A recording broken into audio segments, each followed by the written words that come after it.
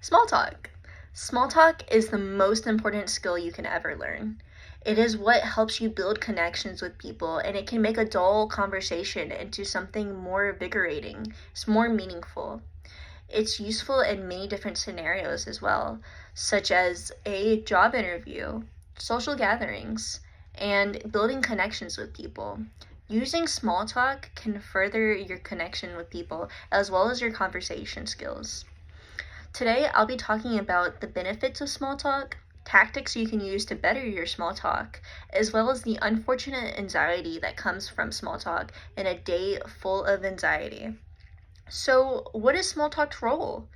Small talk is what you use to build connections with people. It is the building blocks of a conversation to get to something more meaningful. It's often a first impression as well.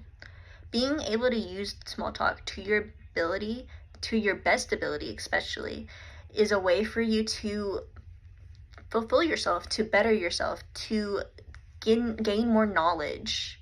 Like I said, it is a great opportunity to learn from others. One of the ways you can use, for instance, to learn from others is if you're at a job interview or you're at work and you ask your supervisor or the person interviewing, what did you get to get in this career?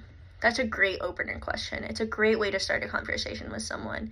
It also allows you to learn from them as well as to take their advice and do what you will with it. Sandler on The Importance of Small Talk in Business on LinkedIn says, small talk is an opportunity to make a quick connection with someone, to get to know something about them, and to open the door to a deeper, more meaningful conversation. And it's true. Using these building blocks to further your connection with someone and your relationship with someone can get you further in life. So, what are some common tactics when it comes to small talk? My first round of advice is don't be afraid to speak up. Small talk can't start unless you and the other person are actively making conversation. Don't be afraid to start the conversation. The more you try and practice, the better you get. That is truly what it takes to become better at small talk, is putting yourself out there and practicing it. One of my favorite tactics to use is having a revolving wheel of journal questions you can ask. A good note to take as well is that people like talking about themselves. So making it a human-centered question is very useful. For instance, one of my favorites is asking people, so what's your first movie you ever saw in theaters? It's a really interesting one. A real fun answer I get is Jaws. Jaws is a very common movie. And using Jaws, you can take that conversation as a common ground. And once you find your common ground, you can really take it anywhere. So, for instance, I could start a conversation about sharks or about fears or just continue talking about movies. But using that as a base and rolling off of it is a useful tactic to continue the conversation and to better your small talk skills. Another one is show that you're an active listener. Like I said, a lot of people like to talk about themselves.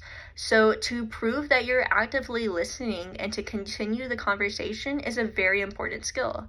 For instance, a good way to show you're an active listener is by paraphrasing. By taking what they say and pretty much repeating it back to themselves and not their own words to show that you are paying attention to their conversation, because it takes attention to be able to paraphrase well. So being able to take their conversation and say it back to them to show that you're listening is very useful, as well as adding on to that conversation. For instance, if they're talking about flowers and their favorite flower, you adding on and saying your favorite flower and why you like it so much is a great way to add on to the conversation. It keeps it rolling, and it can also help you move on to other topics as well. Another common one that is used is tell me more. Getting someone on a roll as well as listening and being engaged in the conversation really helps. So the tell me more really just gets it going. Of course, don't use that tactic all the time, because monopolizing the conversation can be seen as a negative. Most of the time, people can catch on if you just keep on going, tell me more, tell me more. They catch on that you aren't fully being a participant in the conversation and instead just being a soundboard, someone to absorb what they're saying. Patricia Fry from Toastmasters International, The Art of Small Talk, says, being a good conversationalist isn't necessarily a natural trait. It can take thought and practice. Apply these tools and improve your ability to converse in any situation. Being able to make yourself a part of the conversation and to continue on is a true skill that, once mastered, helps a lot. So, and that takes me on to the role that anxiety has. Anxiety can make it really hard for new people to start small talk. A lot of people, especially young people nowadays, have a fear of public speaking. A leading struggle in young people, unfortunately. It's to a point where there is many tips lists online to help people learn how to small talk and how to start a conversation. Christina Park on an Introvert's Guide to Small Talk, 8 Painless Tips says, instead of dwelling on negative thoughts, as in, I'm awful at this, I hate small talk, or when can I go home? Instead, remind yourself that small talk isn't superficial. It's a way to build connections with people, and like I said earlier, continuing practicing truly gets you on a roll, and it can make small talk an easier way. Continuing practice and easing yourself slowly more and more and more into it helps you. It makes it easier for you. So changing mindset, like I said, anxiety when it comes to small talk is a mental goal.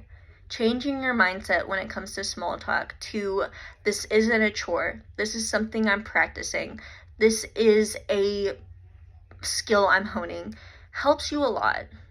Anxiety truly is a mental gymnastics game.